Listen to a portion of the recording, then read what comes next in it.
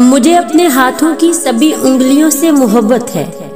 न जाने किस उंगली को पकड़कर, न जाने किस उंगली को पकड़कर मेरी माँ ने मुझे चलना सिखाया है। कुछ लोग फकत हमारी जिंदगी की गलती होते हैं और गलतियों से मोहब्बत नहीं की जाती।